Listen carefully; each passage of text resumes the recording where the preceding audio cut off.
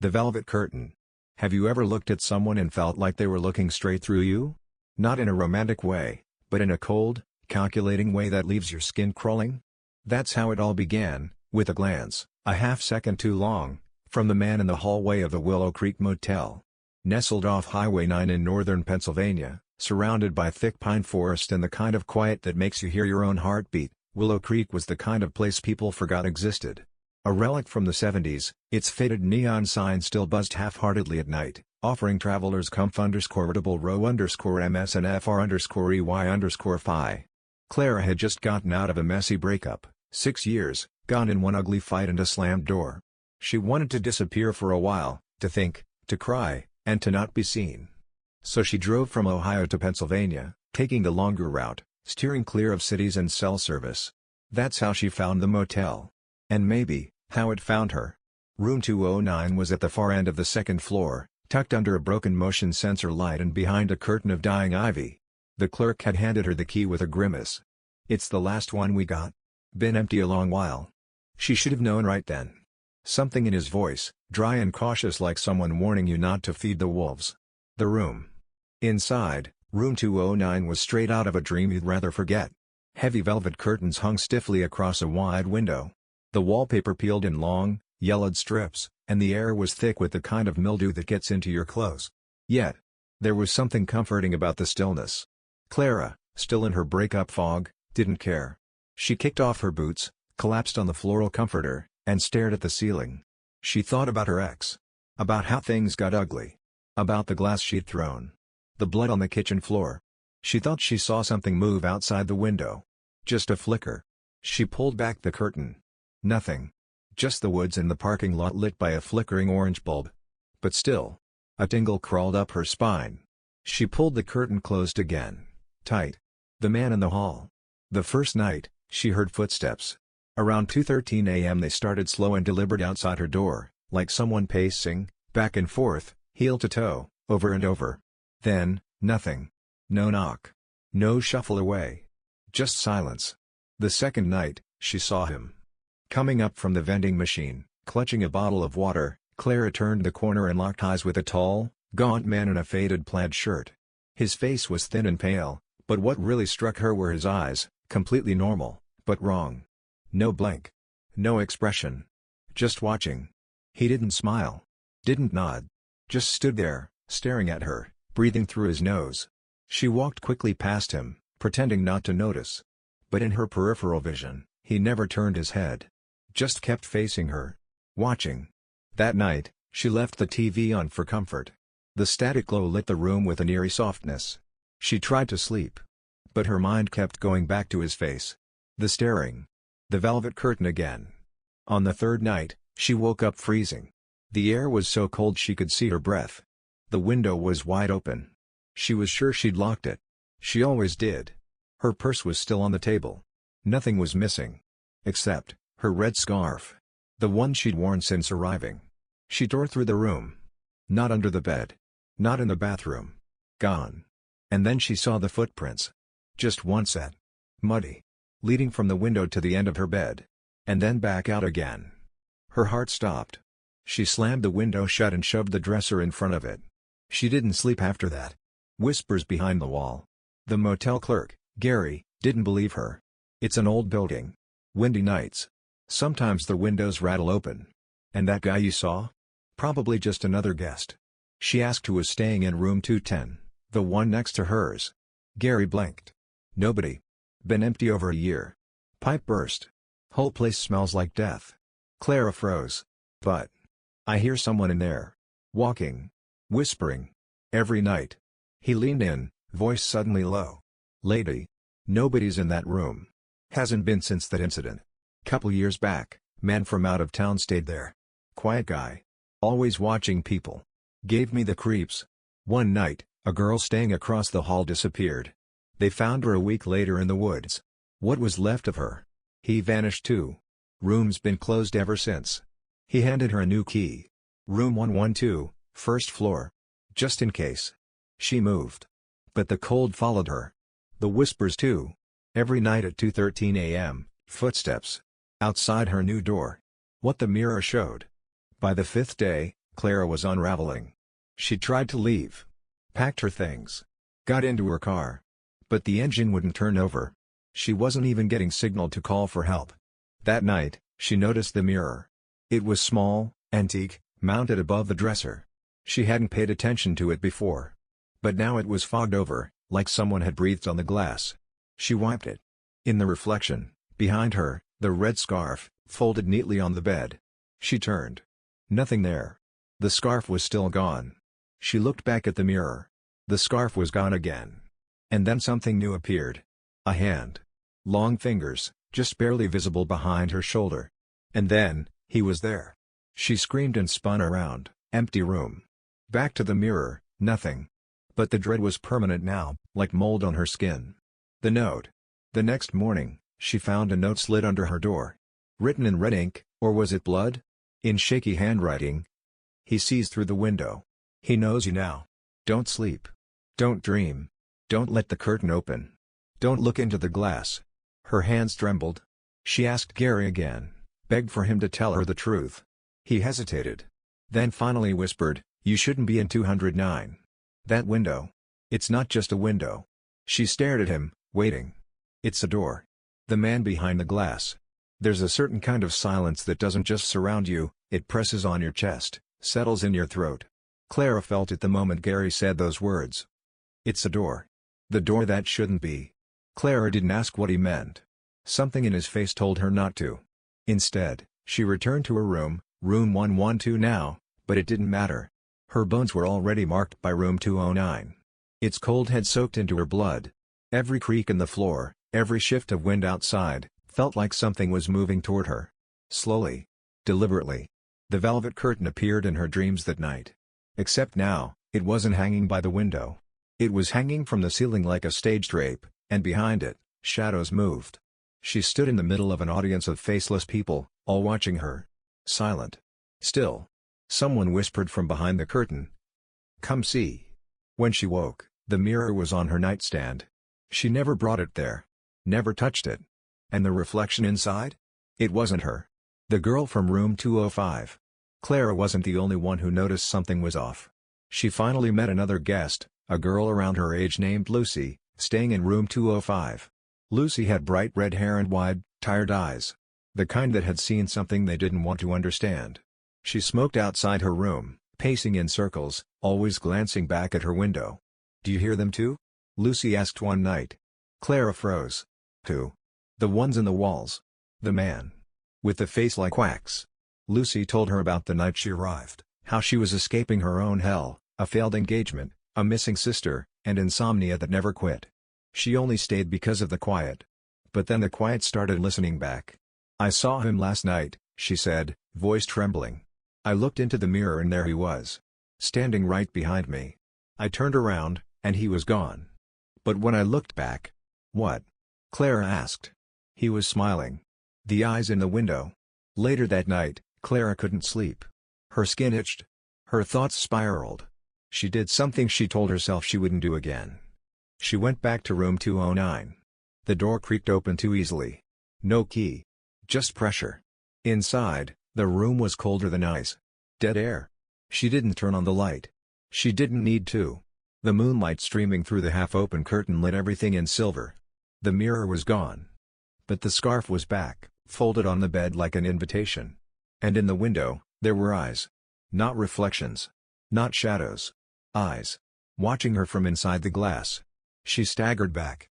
And for a split second, she saw him again, his pale, smiling face, pressed against the other side of the window, as though the glass were water and he could swim through it. The old story.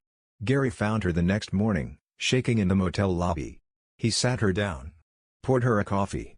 And finally told her the story. In the 1980s, a man named Martin Halderman owned this place. Quiet man. Religious. Obsessed with angels and mirrors. Thought they were gateways to divine order. He built room 209 himself. Put in that wide mirror. Hung that red curtain to keep the spirits from waking. He was convinced a demon lived behind the glass. Said it looked like a man at first, until you saw its smile. The story goes.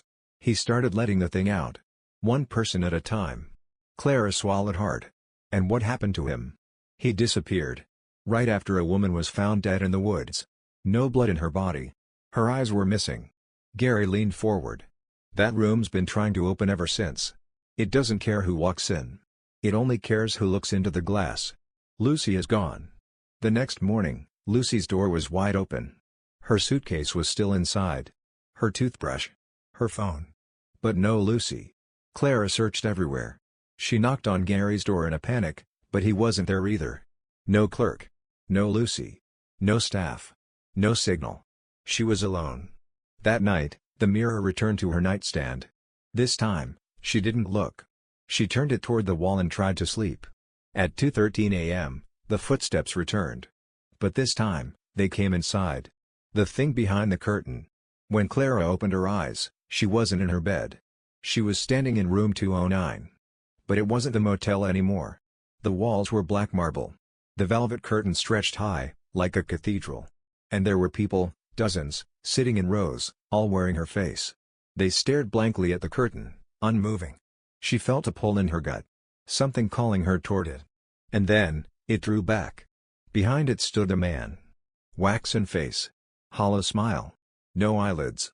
Just wet, glassy orbs. He extended a hand. "I see you now." Clara screamed, ran, but the door was gone. The room spun. Her own face stared at her from the walls, from the seats, from the mirror hanging above the altar. And then darkness. She woke up at home. The sun was shining. Birds chirping. Clara sat up in her old bed, in Ohio. Her phone buzzed with missed calls. Friends. Family. Days had passed. Her car was in the driveway. No sign of the motel. No sign of room 209. She looked at her nightstand. The mirror sat there. Facing the bed. She walked to it, trembling, heart thudding in her throat. Wrote a note with shaking hands.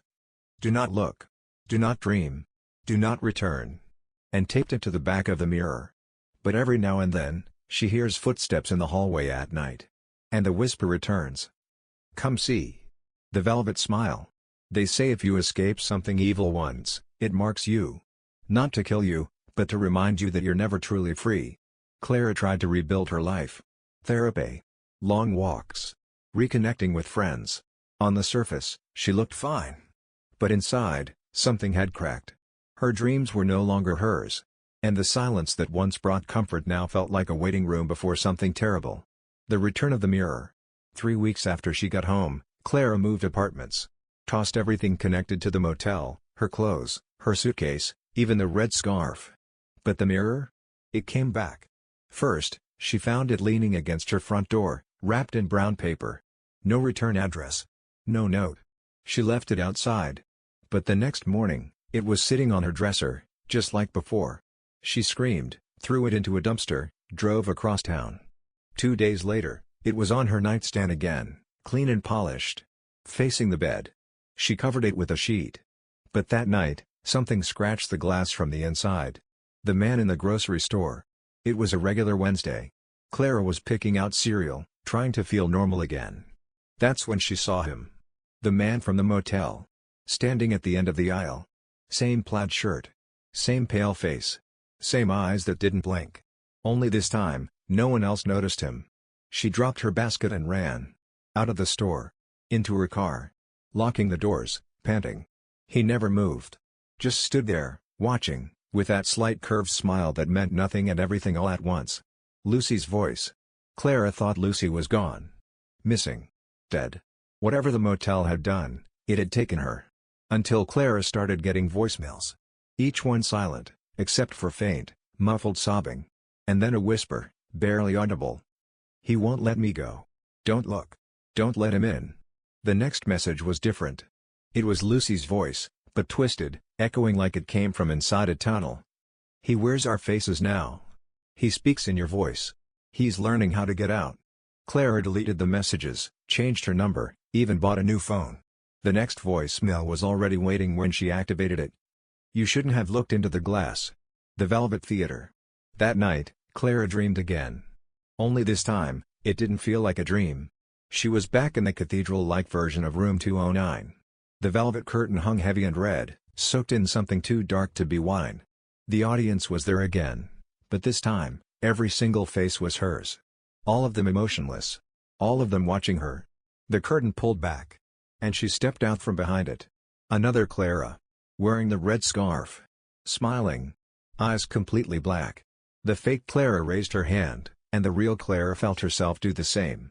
It was like looking into a mirror that moved before you did. Then the voice came, not a whisper this time, but thunder. "You open the door. You're the door." Disorientation. When Clara woke up, the world felt tilted. The apartment looked the same, but wrong. Her coffee cup was upside down but not spilling. Her mirror was now a door built into the wall. And when she opened her phone, all her photos had changed. Every picture of her now showed someone else. Same smile. Same hair. But the eyes, not hers. Black. Flat. Bottomless. She called her friend Maggie in tears. But Maggie didn't know who she was. "You have the wrong number," she said. Clara checked her contacts. All the names were there, but every number led to nothing. It was as if the world had rewritten itself without her. The final visit. Clara knew what she had to do. She drove back to Pennsylvania, straight through the night. No stops. No breaks. Just the winding road, pine trees blurring into a black curtain. Willow Creek Motel was still there. Still decaying. Still buzzing with that half-lit neon sign. But the parking lot was full of cars now. All the same make. Same model. Same color. All of them, hers. She walked to room 209. The door opened without a key. Inside, the room was alive. Breathing. Pulsing. The velvet curtain moved with no wind. And dozens of mirrors lined the walls, all showing different versions of her. Some crying. Some screaming. One smiling, blood pouring from her mouth. In the middle of the room stood the man. His face had changed. Now it was hers. The choice. He stepped forward. Or maybe it was she. Clara couldn't tell anymore. "You wanted to disappear," the voice said, her voice. "You wanted to be unseen. Forgotten. Alone. We granted that." Behind the velvet curtain, the audience roared to life. Every version of her clapped. Laughed. Screamed in joy. As if this moment was what they'd been waiting for. "You may leave," said the mirror Clara. "But leave something behind. Something. Essential." Clara didn't understand. "What do you want?" she whispered. "Your name. Your reflection. Your place in the world." A pause. Or, "Stay. Become part of the chorus." Behind the curtain, her voices repeated that line in unison. "Become part of the chorus." The velvet smile. Clara stared into the mirror one last time. Then she smiled. And stepped behind the curtain. Epilogue. 3 months later, the Willow Creek Motel burned down. Authorities found no survivors. But they did find dozens of broken mirrors in the ruins. And in one of them, just before it shattered, a firefighter claimed to see a woman smiling at him. Not with her mouth. With her eyes. "He doesn't speak anymore. He just stares at the wall. Whispers at night. She's in the glass. Whispers in suburbia." Suburban America was built on the promise of safety. Trimmed lawns. Yellow school buses. Porch lights that came on right at dusk. But sometimes, evil doesn't hide in the shadows. It lives in the walls. This is the true story of the neighborhood that unknowingly housed a serial killer. Welcome to Cherry Pine Drive. Cherry Pine Drive, Ohio, a quiet, tree-lined street in the kind of neighborhood where nothing bad ever happened. Or so they thought. It was the summer of 2008, and families were busy with cookouts, sprinkler games, and garage sales. Clara Morgan, 29, had just moved into house number 406 with her husband, David, and their 5-year-old son, Ben. The Morgans were normal. Safe. American through and through. David worked in insurance. Clara ran a cake decorating business from home. They'd bought the place from an elderly couple who moved to Florida, sight unseen, except for a few weird rumors, something about a renovation that was never finished. No one cared. But within a week of moving in, Clara started noticing odd things. The strange sounds.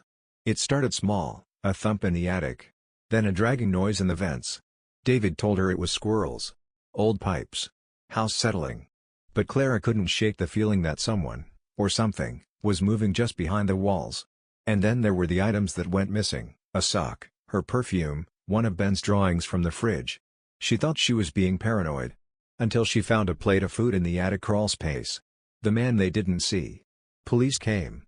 Did a basic sweep. No forced entry. Nothing stolen.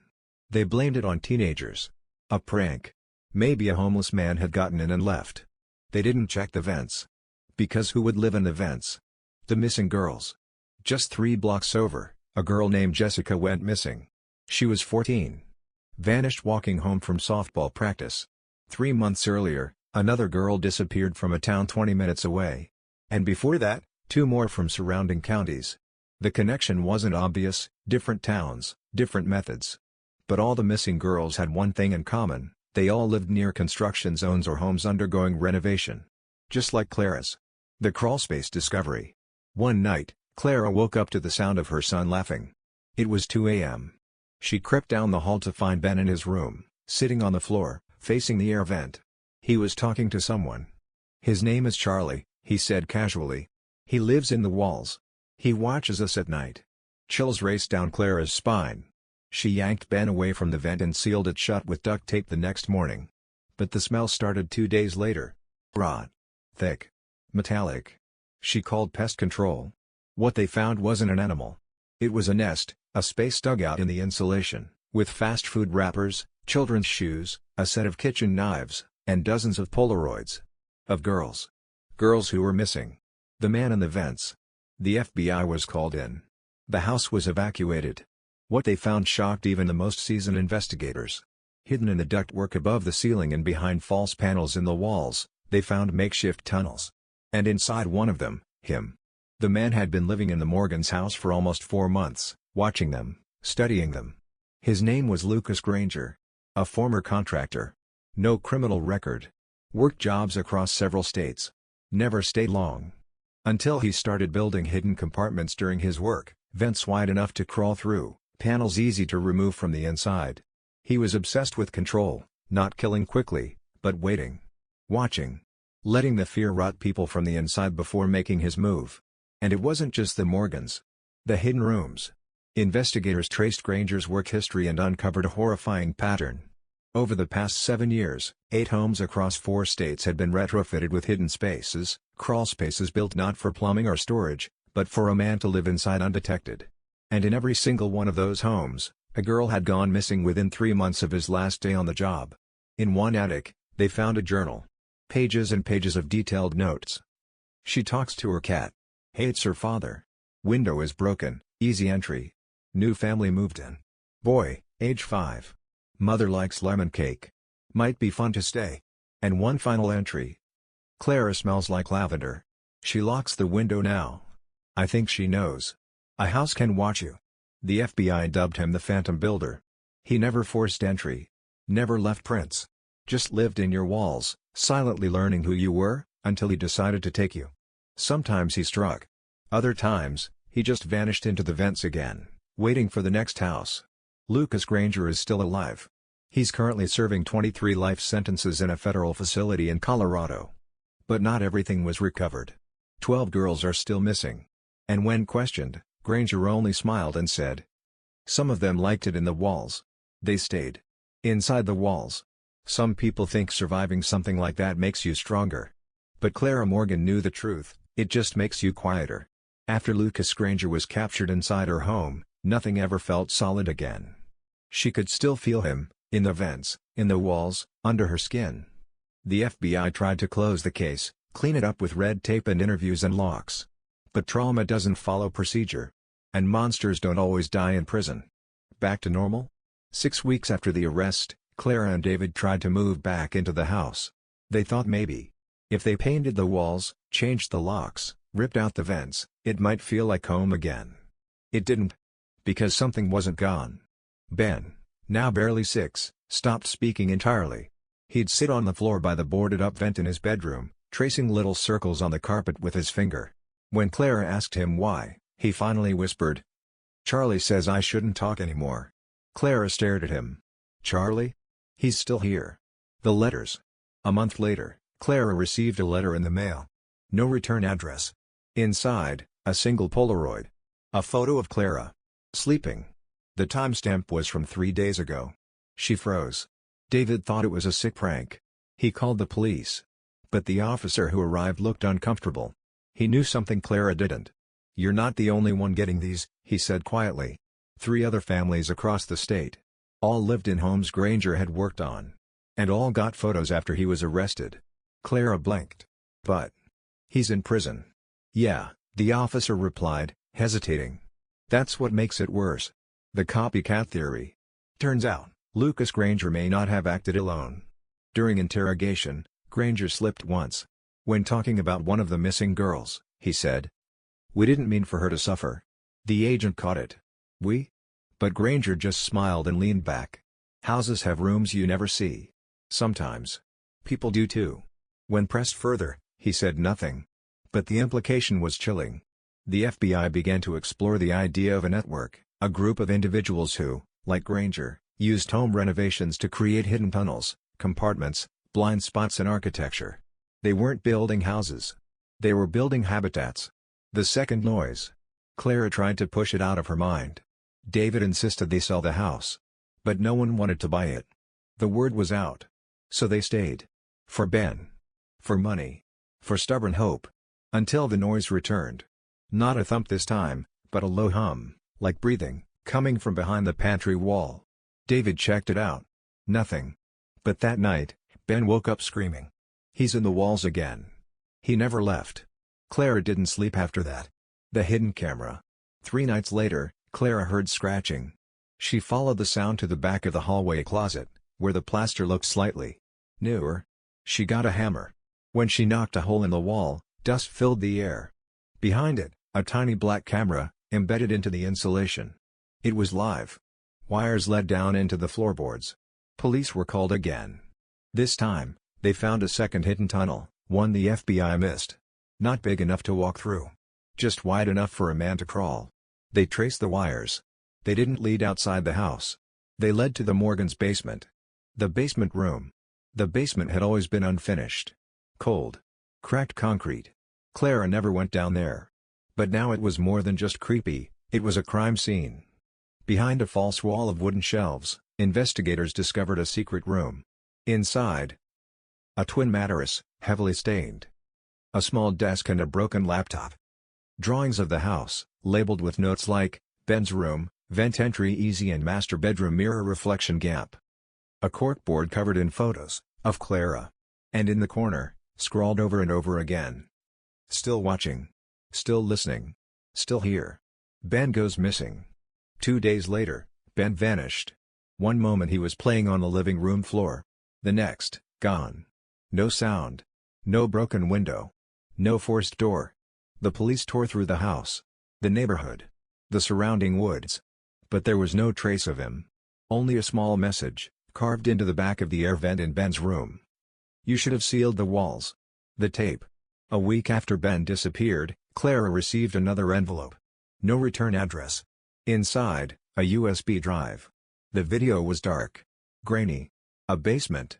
Not hers, but similar. And in the middle of the room, Ben. Tied to a chair. Crying. A voice whispered off camera. Calm. Gentle. You weren't supposed to come back, Clara. Now we have to start over. She watched the footage in silent horror. The voice wasn't Granger's. It was someone else. Someone still out there. The truth about Granger. The FBI finally admitted it. They believed Granger was part of something bigger. A network of home invaders turned serial predators, each trained in construction, each able to build, watch, and eventually take. They called it the crawlspace cult. Granger was the most visible piece, but others were still free. And one of them had been Clara's decision. With nothing left to lose, Clara did the unthinkable. She moved back into the house. Alone. She reopened the walls. Tore out every board. Left herself exposed. And waited. One night, at exactly 3:13 a.m., the air vent cover slid open. A hand reached out. And Clara grabbed it. The builder's legacy.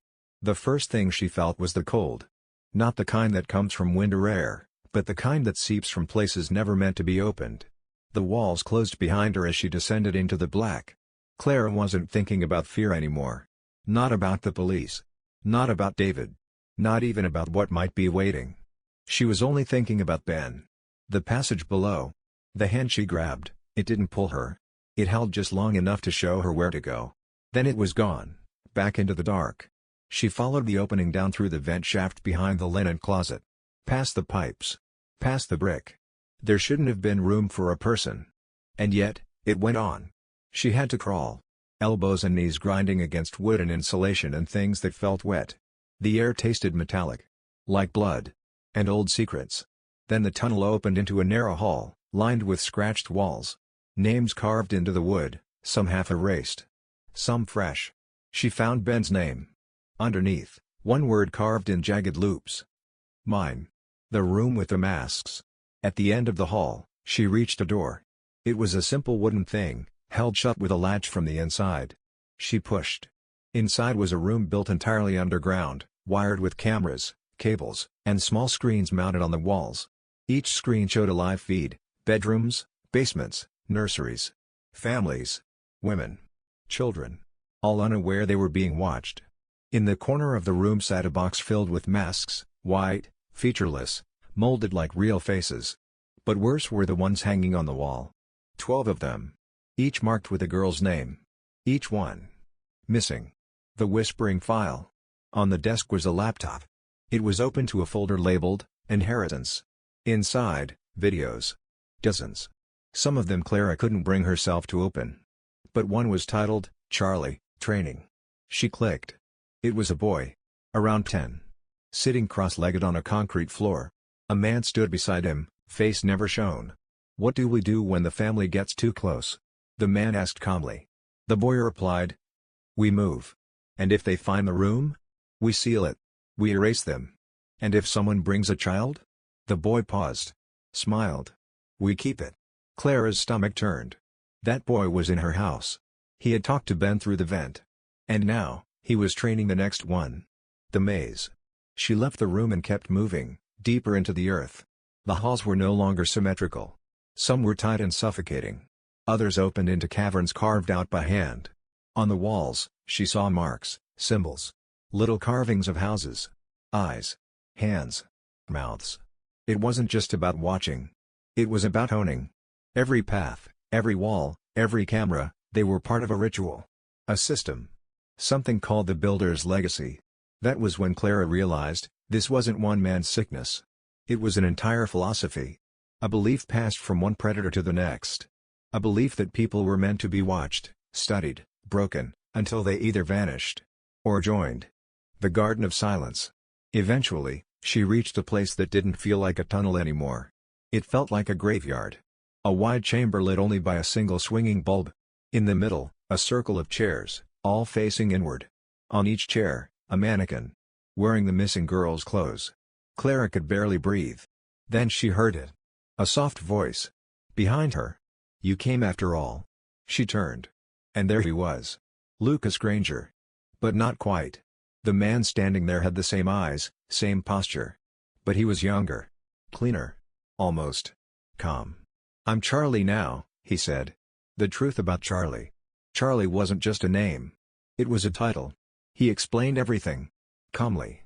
As if reciting history. The builder was real. The first one. He believed the world was losing order. That people were too noisy. Too disconnected. So he made places of control. Observation. Stillness. He trained apprentices. Men like Lucas. Women too. Not all of us kill. Some just watch. Some just teach. Clara didn't speak. We keep the silence alive. And we keep the children. The pure ones. We teach them how to listen again. She felt her knees wobble. Where is Ben? She whispered. Charlie smiled. A soft, eerie thing. He's learning. He's safe. You gave him to us the moment you brought him into the house. The final door. She lunged. Screamed. Attacked him with her bare hands. But the chamber reacted. From behind the walls, more men stepped out, masked. Silent. Charlie backed away. You can leave, Clara. You're not like the others. You passed the test. What test? You listened. You came down. You understand the house now. She was led to a door. On the other side, daylight. Her front yard. A note was tucked into her pocket. He will find you again when he's ready. He has work to do. Until then, keep the vents clear. A year later. Clara never spoke to David again. He moved. Changed his name. Clara kept the house. She had to. If she moved, they'd just start again. Somewhere else. With someone else. She began sealing every vent. Every crawl space. Every crack. She rarely slept. The neighbors say she talks to herself. Sometimes they hear a child's voice talking back through the vents. Soft. Curious. Mom? Are you listening? Epilogue. In the last 3 years, 6 more families across 3 states have reported similar events. Disappearances. Secret crawl spaces. Strange Polaroids. Children whispering about Charlie. But no suspects. No charges. Just stories. Rumors. Whispers. Some say Charlie was just the beginning. Some say he was born in the walls. Others believe Clara never came out of the tunnels at all. She just brought the house with her. And if you hear breathing in your walls at night, don't listen. Don't answer. Don't ask their name. Because if they whisper back, it's already too late. Smoke and silence. There's something ancient about magic. Not the kind you find at a kid's birthday party or in Las Vegas showrooms. But the kind whispered in basement theaters and forgotten circles, where sleight of hand isn't a trick, but a threat. This story isn't about card tricks. It's about how illusion can kill you. And how the ones who mastered it, they never really left the stage. The Black Circle Theater. In 1993, in the heart of Baltimore, Maryland, there was a tiny, almost invisible place known only to a few, the Black Circle Theater. No ads. No website. No phone number. Just a small iron door in the basement of a condemned building behind a pawn shop. They performed every Friday night. Word of mouth only. The audience was invitation only. Mostly rich eccentrics, occultists, and those who didn't mind seeing things they couldn't explain. The show had no title. The performers wore masks, porcelain white with no features. And the act? Illusions that felt wrong. People vanished mid-sentence. Razor blades swallowed and coughed back up engraved with the audience's names. One woman claimed her watch reappeared on her dead husband's wrist, still ticking. Everyone said it was just a show. Until people started disappearing. The vanishing girl. Her name was Emily Grant. 22. Art student. Invited by her professor to the show. She never came home.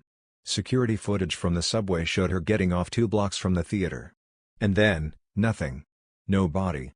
No phone. Just gone. But a week later, her roommate received a package. Inside, a single photograph. It showed Emily, standing on stage at the Black Circle, wearing one of the white masks. Her hands were bound. Her eyes wide. On the back, scribbled in faint red ink.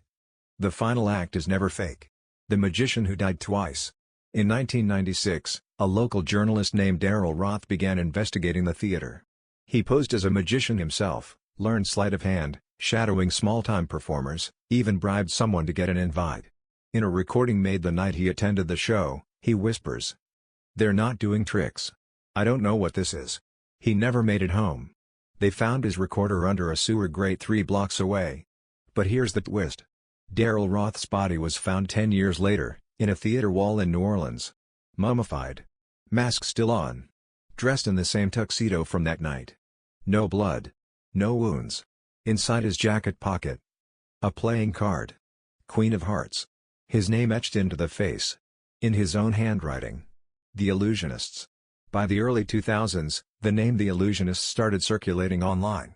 But not in magic forums. In true crime threads. Urban legends. Reddit deep dives. Internet archives of missing persons. People started connecting dots, disappearances tied to old theaters, mysterious performances, and photos of audience members with vacant expressions, all wearing white masks. Some believe the illusionists aren't people. That they're part of a cult that uses magic not for entertainment, but as ritual. That their illusions are sacrifices, designed to erase identity, fold people into their circle. Others think it's a performance art collective turned dark, luring in victims, transforming them into part of the act. Whatever the truth, the stories kept piling up. The college experiment. In 2013, a group of college students in Massachusetts heard the stories and decided to test them. They created a fake identity for one of their own, Jacob Morn, and tried to bait the group by claiming to be a disgraced magician looking for real magic. 3 weeks later, Jacob received an email. No sender. Just one line. Final auditions are held at midnight. Come alone. Leave your shadow. He went. They live-streamed the whole thing. The feed cut out 20 minutes in, just static. When the police searched the old theater, they found nothing but an empty stage and rows of chairs facing mirrors. No Jacob. But in the lobby, someone had carved a phrase into the floor. The act continues, even if the audience forgets. Clara's connection. Which brings us to Clara Sanders, a former stage tech who worked in touring productions across the Midwest. In 2017, she went public with a story that made national headlines. She claimed she once worked a gig in 2010 for a masked performance group in Chicago. The job paid double. Cash only. No questions. She said the performers never spoke.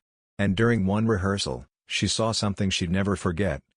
They were practicing a levitation act with a woman. No harness. No wires.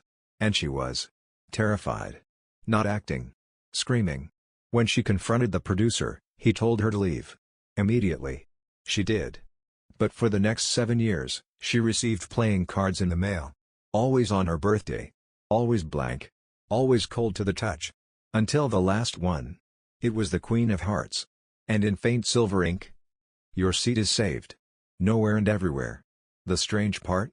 The Black Circle Theater burned down in 1999. But sightings of the group continue to this day. Pop-up performances in abandoned churches. Train cars converted into dark stages. Basements that vanish the next morning. The Illusionists never advertise. They never repeat a show. They don't kill you with knives or poison. They make you disappear, piece by piece. First your reflection. Then your memories. And then you're part of the act. The girl who watched herself vanish. There's a reason we're fascinated by illusions. They give us permission to forget. To believe the impossible. But what happens when you look too closely? What happens when you become the trick? This is the story of the girl who watched herself vanish, in real time. And by the time she understood what was happening, it was already too late. Meet Tessa Vale. Tessa Vale was a rising star in the true crime podcast scene. Her show, Behind the Red Curtain, explored unsolved urban horror, the kind of chilling tales that dance between conspiracy and madness. She wasn't just good. She was obsessed. In 2021, one episode in particular blew up, The Vanishing Magicians. It covered the legend of the Illusionists, a cult-like performance group connected to over 30 disappearances. It was supposed to be just another episode. Until she got the card. The card with no corners. It arrived on her desk. No envelope. Just the card. Pure white. No edges. No print. When she tilted it under the light, faint handwriting appeared. One night only. You're already inside. She thought it was a fan prank. But when she blinked, something felt off. Her reflection in the desk mirror wasn't blinking with her. She turned her camera on. Hit record. Held the card up. And in the video playback, she wasn't there. The card floated mid-air. She was gone from the recording. The Forgotten Street.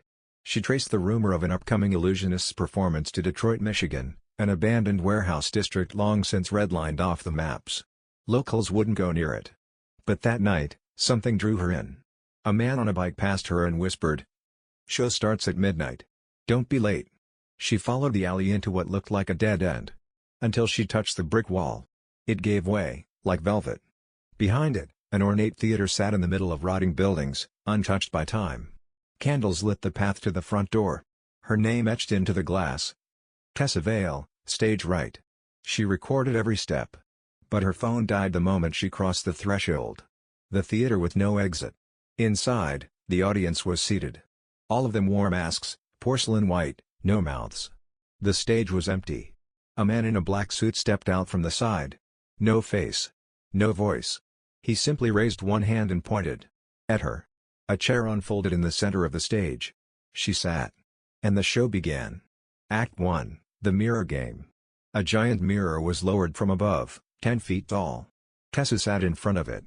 But something was wrong. The audience saw her reflection. But she didn't. The mirror was blank on her side. Then something stepped into the glass, a second Tessa. But not quite right. Her posture was stiff. Eyes glassy. She smiled. Then she reached through the mirror, out of the glass, and placed her hand on Tessa's shoulder. The audience clapped. Tessa tried to move, but couldn't. Her limbs felt distant. Like they weren't hers anymore. The curtain dropped. Blackout. Act 2, The Vanishing. She woke up backstage. In a dressing room. With a mirror. This time, she saw herself. But her clothes had changed. She wore a flowing white dress. The same one worn by the girl in the old 1993 Black Circle photo, Emily Grant. On the wall, a photo. Tessa standing beside the faceless magician. Date, 2 days ago. Caption: The new act. She stumbled through the corridor, pounding on locked doors. Every time she passed a mirror, she caught a glimpse of herself from behind, as if someone else was playing her reflection. And in the distance, she heard whispers. She's almost ready. The girl in the projection booth. That's when Tessa found her. A girl, maybe 15, curled in a projection booth, eyes wide. Her voice barely above a breath. They call it the final stage. Tessa asked her name.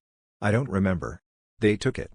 She pointed to a filing cabinet stuffed with stage programs, each marked by year.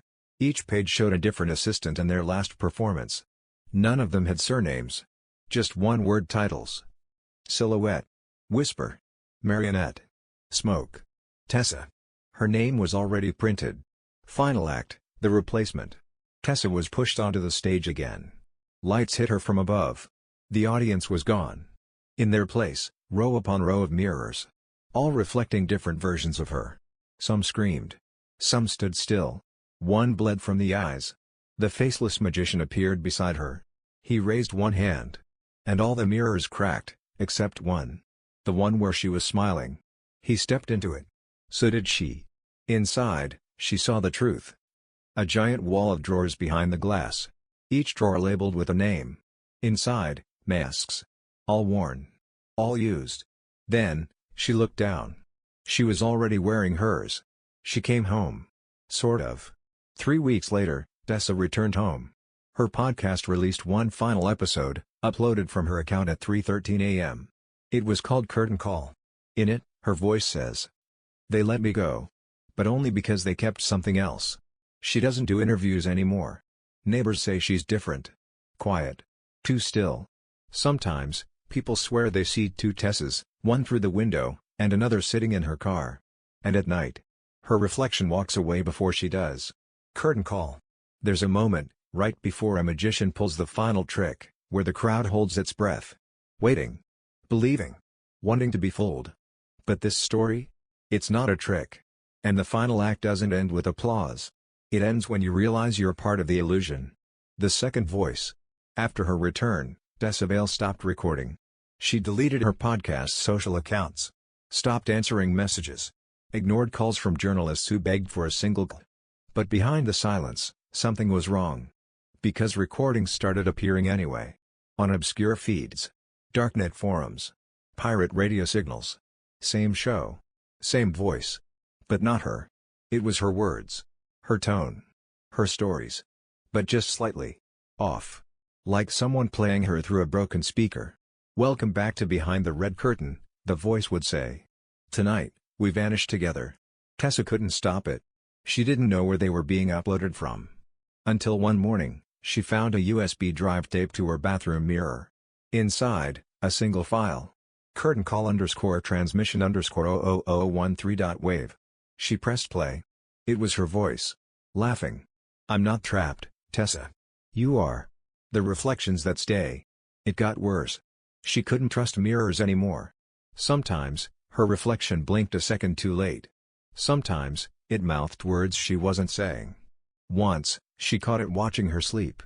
And on her bedroom ceiling, tiny scratch marks appeared overnight. Almost time.